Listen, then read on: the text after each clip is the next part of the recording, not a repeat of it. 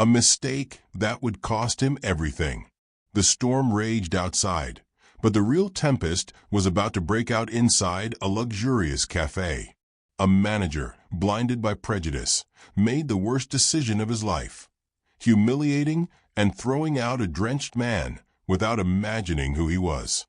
What followed was a scandal that would shake social media and destroy reputations. Subscribe and tell us where you're watching us from. The storm battered the city with fury. Thick raindrops drummed against the café's windows as if trying to force their way into the luxurious establishment. On the sidewalk, the rain pooled into puddles that reflected the warm lights inside, where the aroma of coffee and fresh pastries enveloped the high-class customers in a bubble of sophistication. A young employee, moving mechanically, was wiping down the counter when his gaze drifted toward the street. Beneath the curtain of rain, a silhouette moved erratically near a parked motorcycle. The man wore dark, tattered clothing, his wet hair clinging to his face, and his hunched posture made him look like a wandering specter. The way he eyed the motorcycle, tilting his head from time to time, seemed suspicious. "Do you see that?" he whispered to one of his co-workers before quickly heading toward the manager.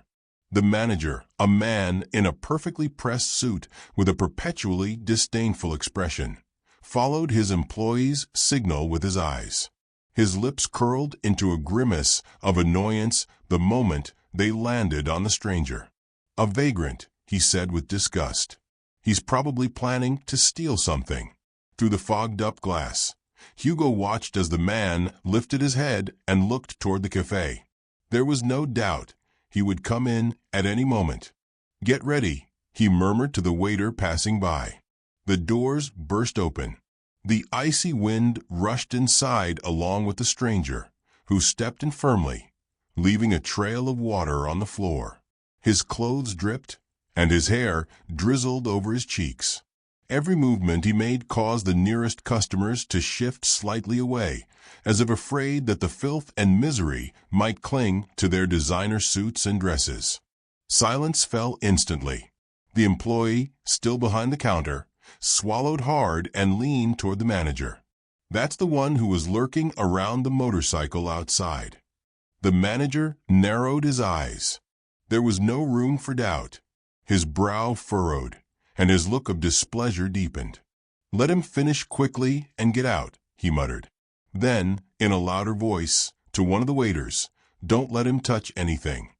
The stranger looked around. His eyes slowly scanned the place, taking in the furtive glances, the tension on their faces, and the arrogant expression of the man in the suit, who watched him as if he were a plague. A barely audible murmur rippled through the room. It wasn't words, just the sum of glances, gestures, and uncomfortable silences. Near the window, a middle-aged woman, dressed in an ivory-colored coat, slid her purse to the other side of her chair with a discreet but firm motion.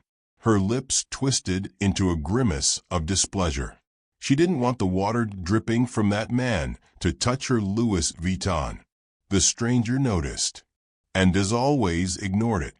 A few meters away, at one of the tables, a boy with tousled blonde hair stopped playing with his hot chocolate. His eyes widened, as if he were seeing a superhero in a comic book. "Mama, why is he all wet?" he asked, his voice filled with innocent curiosity. The mother, too busy with her phone, didn't even look up. "Show Liam." But the boy didn't look away. Neither did the stranger. For an instant, just an instant, a spark of something warm flickered in the expression of that soaked man. The moment shattered abruptly. "I'm sorry, but you can't stay here." The manager's voice cut through the air, sharp and unyielding.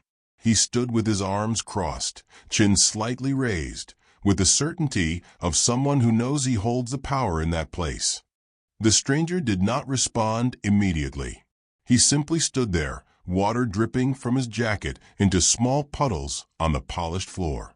His expression was unreadable, as if he had lived this moment 1,000 times before. The gazes were divided. Some customers did their best to pretend they hadn't heard, seeking refuge in their coffee cups or sliding their fingers across their phone screens with sudden and feigned interest. But the silence betrayed them. No one spoke, no one laughed, no one turned the page of a newspaper. In the corner of the counter, a young waiter bit his lip. One hand rested on his tray, the other in his pocket, and the muscles in his neck were tense, as if a battle were raging inside him. "Boss," he began, his voice low. The manager looked at him with a raised eyebrow, the message clear in his expression. "Don't you dare." The waiter swallowed hard and averted his gaze. He remained silent, but not everyone chose to ignore it. From a table by the window, a dark-haired woman frowned. She leaned forward just slightly and murmured, loud enough to be heard, "He's just taking shelter from the rain. He's not a criminal." The manager ignored her. He didn't even turn to look at her. The stranger did. His eyes met the woman's for a fleeting second. There was something more than mere discomfort in them. There was indignation. "I'm just looking for a little warmth," murmured the stranger, his voice calm but firm. The manager looked him up and down and let out a dry laugh. "And how will you pay?" With a sad story. A couple of customers let out nervous chuckles. Not because they actually found the comment funny, but because the pressure of the situation demanded some kind of reaction. The stranger remained unmoved. Not a hint of annoyance, not a word in response. He only blinked once, slowly, as if he were used to situations like this, as if he already knew exactly how everything would unfold. The manager had expected a different reaction. Anger, a plea, something to justify his stance. But the stranger's composure irritated him. He crossed his arms and exhaled impatiently. At the nearest table, a woman with her hair tied back set her spoon inside her cup and glanced sideways at the man sitting with her. He avoided her gaze and picked up his phone, pretending to check something important. 2 tables behind, a man adjusted his coat and shifted his gaze between the manager and the stranger. He opened his mouth for a moment, as if about to say something, but then stopped and looked away. The stranger slid a hand into the pocket of his soaked jacket. His fingers found a crumpled bill. He pulled it out and held it up for everyone to see. "A coffee and a bun," he said calmly. "I can pay for it." The manager didn't look at the bill. He only watched him, as if his presence were a joke that had gone on for too long. "Really?" His voice dripped with mockery. "And what's next?" "A hotel room too." He let out an exaggerated, theatrical laugh. He spread his arms wide, as if playing a role. Some customers chuckled under their breath, more out of discomfort than amusement. Others shifted in their seats, unsure of where to look. A waiter passed by with a tray in his hands. He stopped for a second, hesitating. He didn't need to see the manager's face to know he had to keep walking. He lowered his gaze and moved toward a nearby table.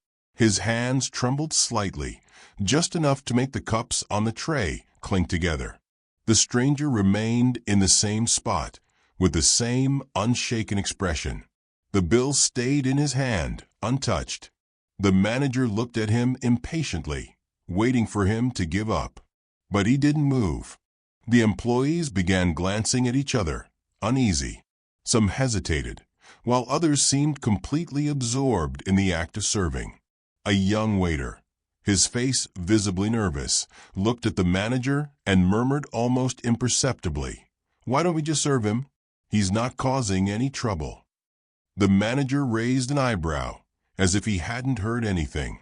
His expression hardened, and without a word, he lifted his hand in a dismissive gesture, making the waiter fall silent immediately. The young man's eyes shifted away, and his posture changed. It was as if he had been punished with just a look. The atmosphere grew more tense with every passing second. The most experienced waiter, standing near the counter, hesitated. He held his notepad in his hands, but he wasn't writing. His eyes moved across the room, from the stranger to his coworkers and back again. He remained still, as if waiting for a signal, but no one said anything. The silence stretched, thick and uncomfortable, like a rope about to snap. Eyes met, but no one took the initiative. A young waitress, her eyes fixed on the stranger, watched the storm from the doorway. She knew he had nowhere to go. A pang of empathy stirred within her, compelling her to approach the manager, who was observing the scene from his post. In a low voice, she suggested, "What if I serve him, just until the rain stops? I can keep an eye on him and make sure he doesn't do anything out of line." The manager didn't look at her directly. He merely raised an eyebrow, the contempt in his eyes unmistakable. The young woman tried to continue, but the mere gesture of the manager's fierce gaze stopped her cold. She took a breath, but no more words came out. The silence between them stretched, and feeling the weight of her attempt, she stepped away. The manager refocused his attention on the man, ignoring everyone else. No one in the cafe dared to say a word. The stranger had remained in place, his posture and expression unchanged. But the manager could no longer tolerate it. He strode toward him, his face twisted into a scowl of anger. "You have no business here," he said, his voice low and dripping with contempt. Without warning, he grabbed the man by the arm and shoved him forcefully, dragging him toward the door. The push was so sudden that the stranger slipped on the water pooled from the storm, his feet skidding, but he barely managed to stay upright. A child, seated at a nearby table, couldn't help but watch with wide eyes. The violence of the scene had left him in shock, as if he couldn't process what was happening. His mother, unaware of the chaos, kept chatting, oblivious to the tension that had overtaken the place. The child kept staring, his face filled with astonishment. The sound of impact, when the man momentarily lost his balance, echoed through the tense silence of the cafe. His foot slid and struck the wet floor. It was a dull sound, but loud enough to make several people turn their heads. The customers' eyes fixed on him, some in surprise, others in discomfort. The manager watched, pleased that the vagrant was finally getting what he deserved. But something in the stranger's face, still calm, something in the way he refused to let the incident break him, seemed to unsettle the atmosphere. No customer dared to intervene, but they all watched, evaluating whether this was about to escalate further. The murmuring began in a corner of the cafe.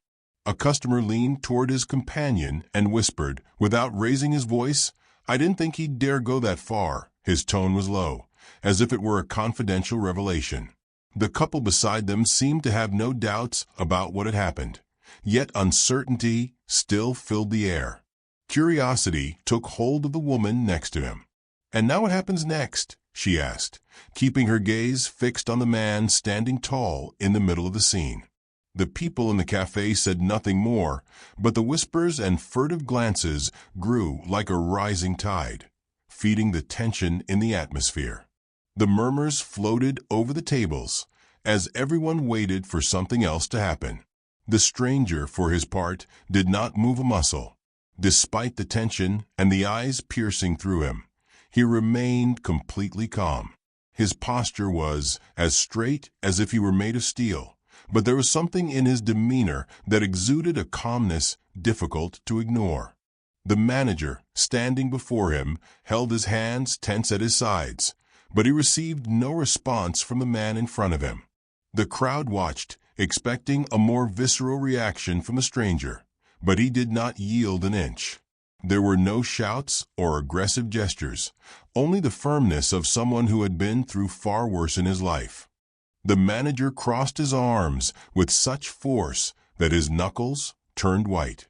He stomped his foot on the ground, marking the rhythm of his growing frustration. The stranger remained there, motionless, staring straight ahead, as if nothing could affect him.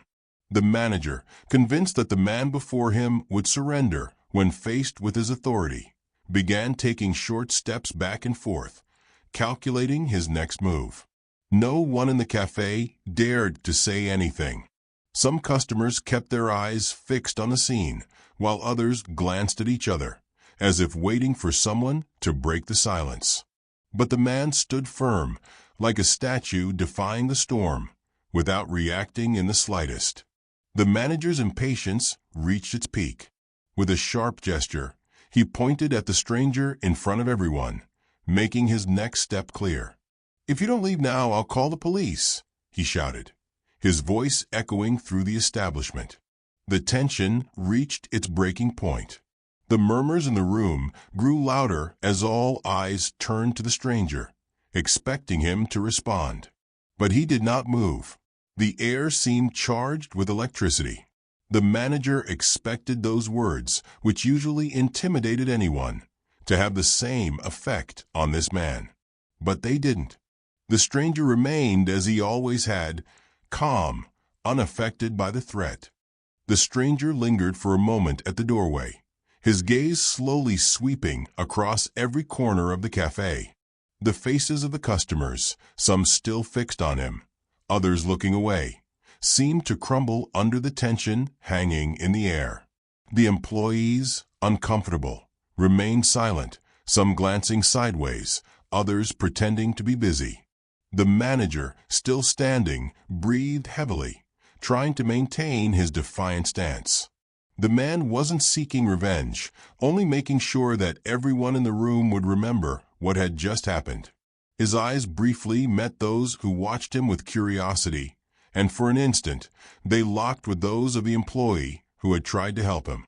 He said nothing. The look alone was enough. Then, with imperturbable calm, he took a step back. "Thanks for the hospitality," said Keanu, without raising his voice, yet with a serenity that left the still enraged manager unable to reply. The irony was in how he said it, but also in the absence of sarcasm. There was no resentment, just a tranquility that left no room for further confrontation. Everyone in the room heard his words, but no one fully understood them. It was a simple thank you, yet one that carried something more, a recognition of what had just transpired, and the wisdom that Keanu needed nothing more than that to claim victory. Keanu turned and began walking toward the exit. He did not quicken his pace nor change his posture. As he passed by the manager, the latter kept his gaze fixed on him, unable to respond, as if his words had faded into the air. Keanu, with that same calm smile, never looked back. The sound of the door opening was low and sharp, like a creak of protest. Keanu pushed it slowly, allowing the cold storm air to seep into the establishment. As the door slid open, the café seemed to complain about the departure of its unusual visitor, as if something deeply unsettling had just occurred. Keanu did not stop to look at it. With each step he took outside, the noise of the place faded behind him, absorbed by the murmur of raindrops striking the pavement. The world inside the café was left behind, and he simply continued on his way, ignoring the scene that still echoed within its walls. The manager quickly approached the door, slamming it shut. The vibration in the air was clear. His frustration had become palpable. Yet as he did so, he noticed something strange. The eyes of several customers were watching him with displeasure. Some, visibly uncomfortable, could not hide their disapproval. Others simply looked at him without saying a word, but their expressions were a clear sign of rejection. The manager stood still for a moment, his hand still gripping the handle, as if expecting someone to defend him, but no one did. The sound of the door closing echoed through the room, and in that instant, he understood that something had changed irreversibly. Keanu had just stepped into the rain when he heard footsteps behind him. He stopped and looked back. The woman who had tried to help him earlier was running toward him, an umbrella in one hand and a bag of food in the other. She said nothing, only quickened her pace with the urgency of someone who had little time. When she reached his side, she extended the bag without hesitation, the umbrella opening around them, partially covering them. "I shouldn't be doing this, but here," she said quickly, almost embarrassed by the attention the gesture might draw. Keanu looked at her in silence, taking in the action, his surprise reflected on his face. "Don't worry," she continued. "I have warmth and food at the café." Without waiting for a response, she walked away quickly, but Keanu watched her, moved by her generosity. It wasn't just the act itself, but what it represented, something genuine amidst the indifference he had witnessed. With one last glance, he turned and walked into the storm, the umbrella in his hand and the bag of food under his arm. The tweet appeared on a customer's phone screen, accompanied by a couple of outraged emojis. "What kind of restaurant throws someone out onto the street in the middle of a storm?" it read. Just a few seconds later, more people began to respond, some confirming what had happened, others expressing their shock. No one knew exactly who the man that had been expelled was, but the manager's actions were generating a wave of rejection. No one mentioned Keanu's name. It didn't matter, though. What mattered was the principle, a homeless man, cast into the rain simply for appearing destitute. The tweet was shared, commented on, and the outrage spread quickly. There were no names yet, but it was already too late to stop what was beginning to take shape on social media. In the corner of the cafe, a young man had distanced himself from the commotion. His face reflected unease as he stared at his phone screen. He had recorded every moment: the manager's contempt, Keanu's humiliation, and the woman who had bravely given him the umbrella. The video was clear, and the young man knew it was powerful. His fingers trembled as they hovered over the screen, hesitating for an instant. The weight of what he was about to do paralyzed him. Finally, his fingers moved, and he tapped upload. The video was posted on social media. There was no turning back. He knew he was about to unleash a storm he couldn't control, but there was no stopping it now. The images were already out in the world, and within minutes, millions of people would see them. The manager received the news a few minutes later. First, it was a quick call from inside the cafe. The tone of the person on the other end made him frown. Someone helped the guy, gave him food and an umbrella, they said. Within seconds, his face turned red with fury. How had such a thing been allowed? In his mind, the answer was simple. Someone had broken protocol. The employee who had intervened was out of line. Without another thought, he stormed toward the back of the cafe and found the young woman serving customers. "You," he said, pointing with a trembling finger, "are fired. I can't allow anyone to question the establishment's rules. You have violated protocol." The young woman looked at him in shock, unable to say a word. The indignation in her eyes was evident, but there was no time to defend herself. The manager had already turned away, heading toward his office. His decision was made. She was no longer part of that place. The employee did not say a word as the manager walked away, but her face turned pale. The weight of what had just happened hit her like a wall. She had tried to help someone who clearly needed support, never imagining that she would be going against the unwritten rules of her workplace. The other employees seemed to ignore her, as if somehow she had been tainted by shame that did not belong to her. They did not even look at her when the news spread. In fact, there was no need for words. The silence said it all. The other employees remained still, like statues, staring at the floor or straight ahead, avoiding any eye contact. No one moved a muscle or raised their voice to defend her. The air was heavy with palpable tension, and if anyone dared to speak, it would only be in private, far from the manager's eyes. Their gazes met briefly, but not a single word was spoken. They did not defend her, because they knew there was no way to change the decision. The fear of consequences for themselves was reflected in each of their faces. Solidarity had been forgotten. The conversation started in hushed tones, almost a whisper, once the young employee had already left the cafe. A waiter, with short hair and tired eyes, brought up the topic with a murmur. Why take such a risk?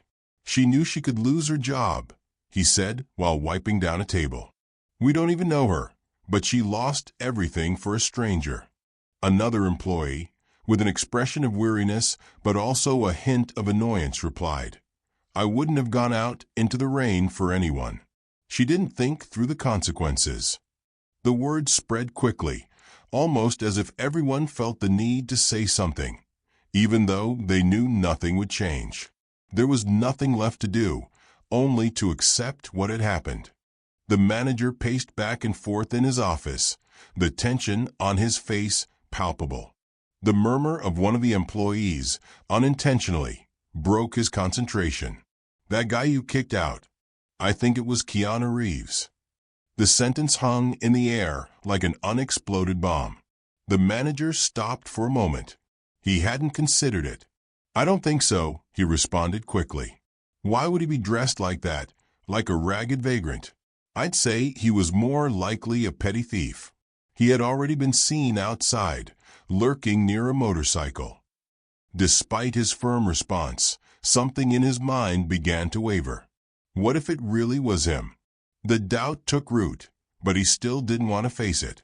Better to convince himself otherwise, he thought. The murmurs grew in the employee lounge as the manager walked away.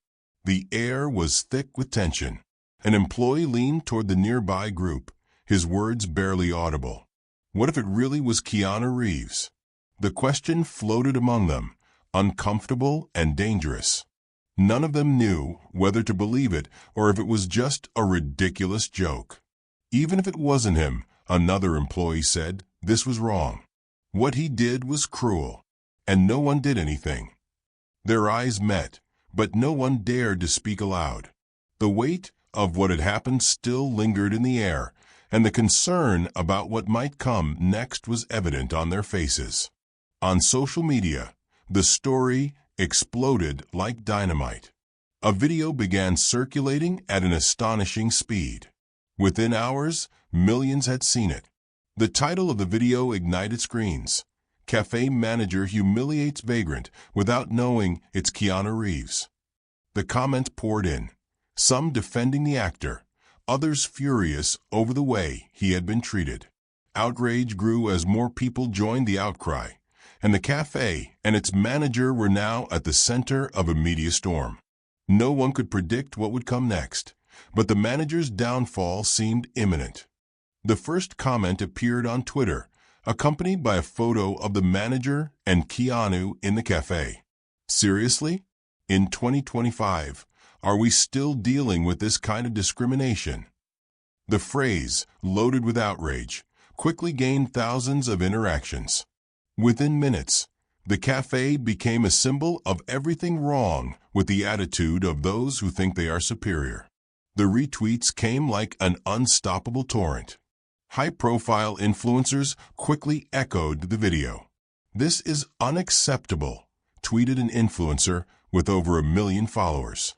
Secondhand embarrassment, wrote another, a well-known content creator. The voices of indignation did not fade.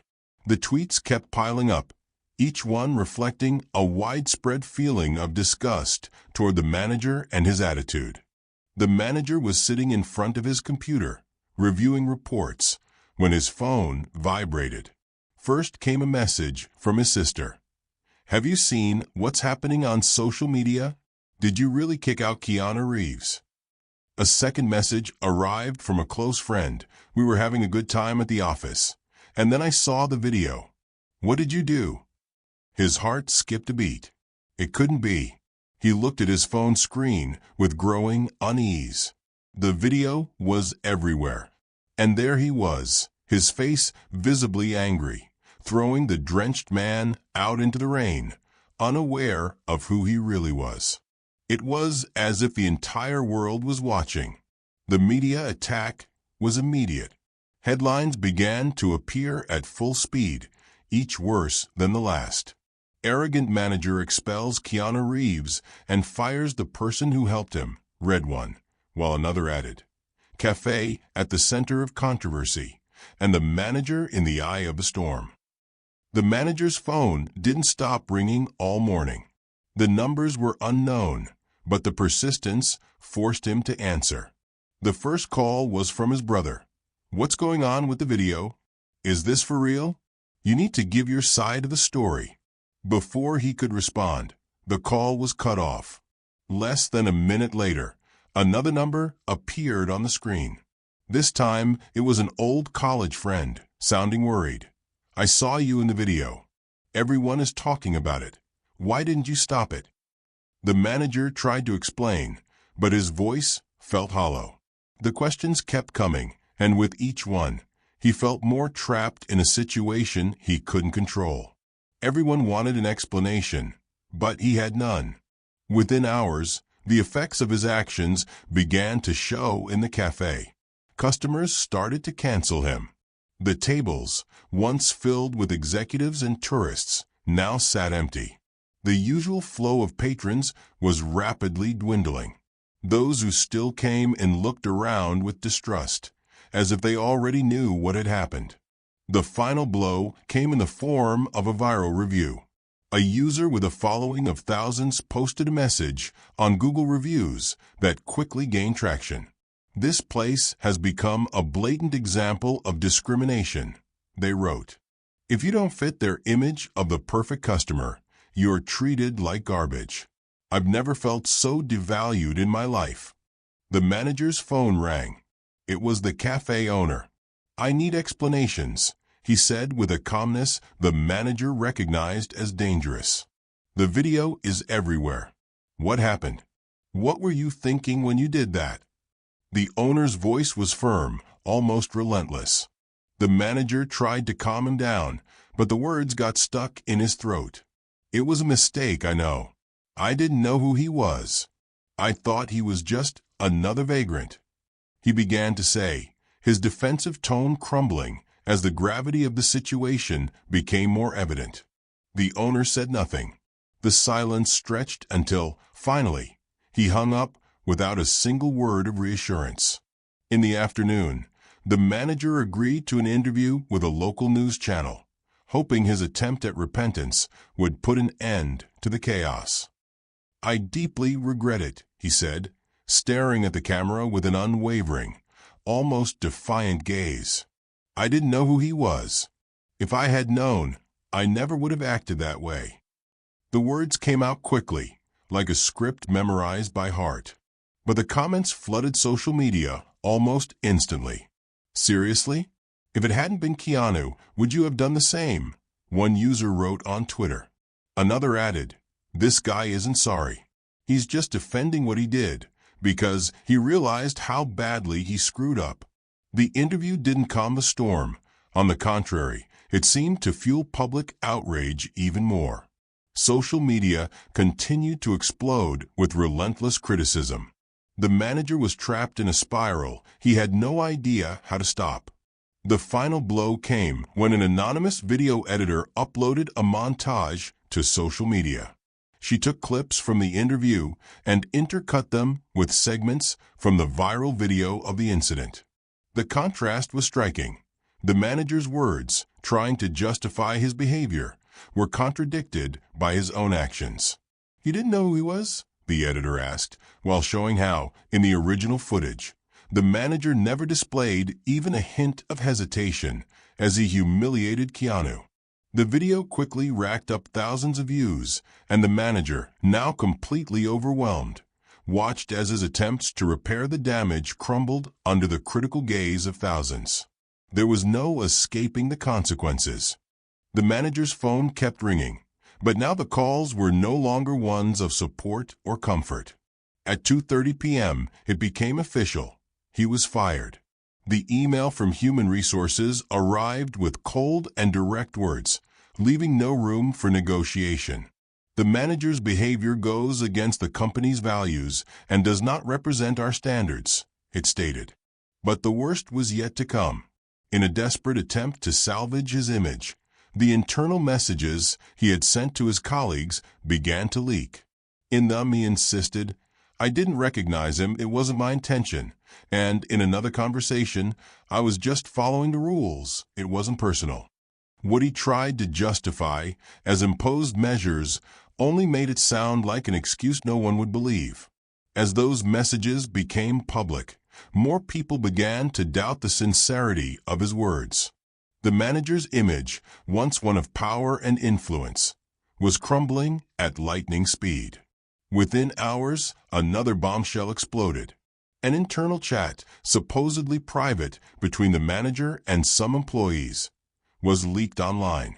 In it, the manager referred to customers with a humble appearance in a derogatory manner, calling them a nuisance and people who don't belong here. In one of the messages, he complained about having to deal with people who don't dress as they should. The revelation of these chats not only confirmed his elitist attitude, but also proved that his behavior had not been an accident or a momentary loss of control. It was a deeply ingrained mindset, a contempt for those who did not fit into his version of acceptable. The manager walked slowly toward the exit, carrying a box with his belongings in his hands. The murmurs began instantly.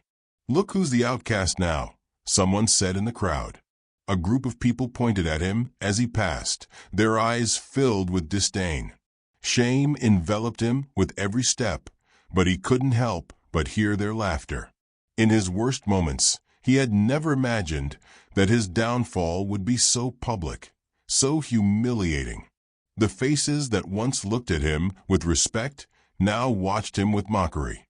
Each comment was a stab at his already deteriorated self-esteem.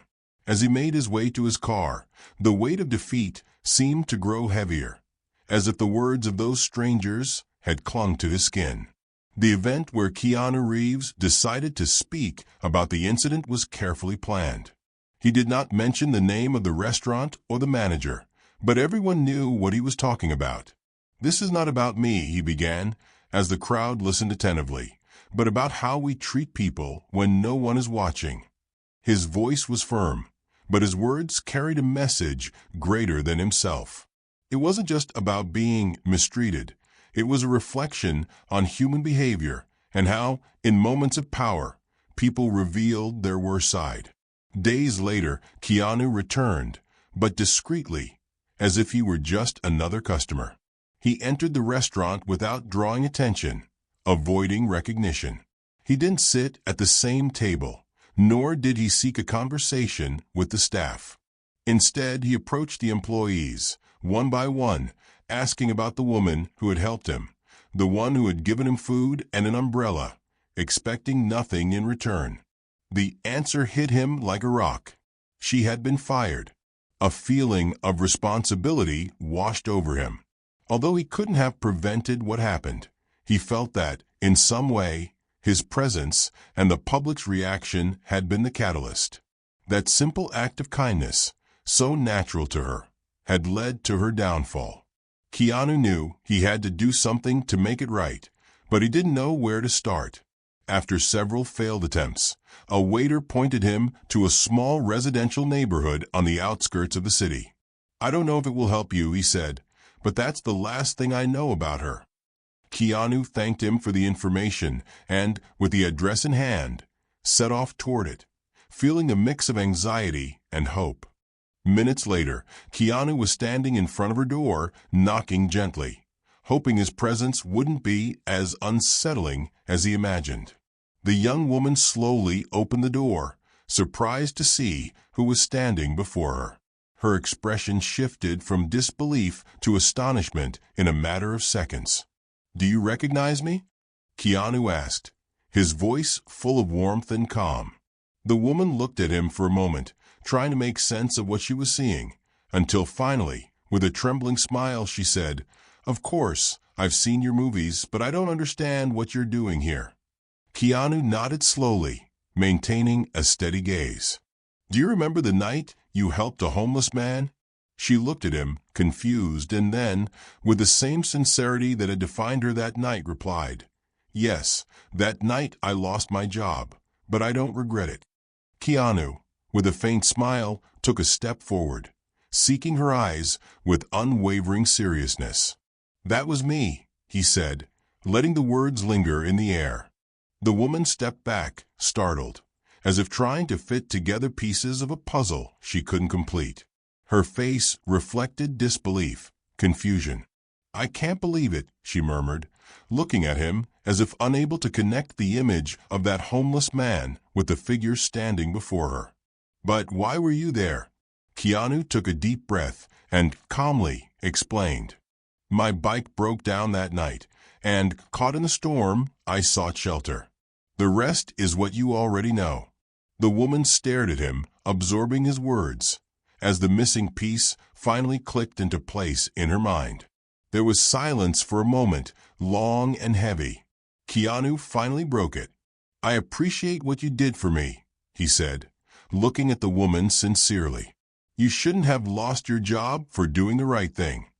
She lowered her head, her eyes avoiding his gaze, as if his words couldn't undo the harm already done.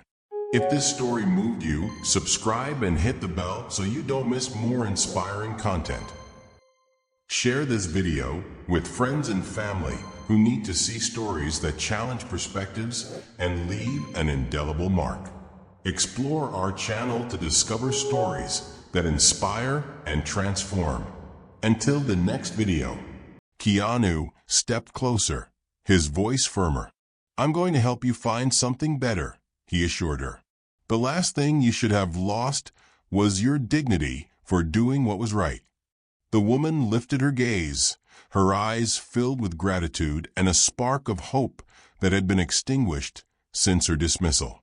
"I promise," Keanu repeated, with a firmness that left no room for doubt. And in that moment, the woman, still incredulous but somehow relieved, nodded. What had begun as a simple act of kindness in the storm was now opening a path to something much greater.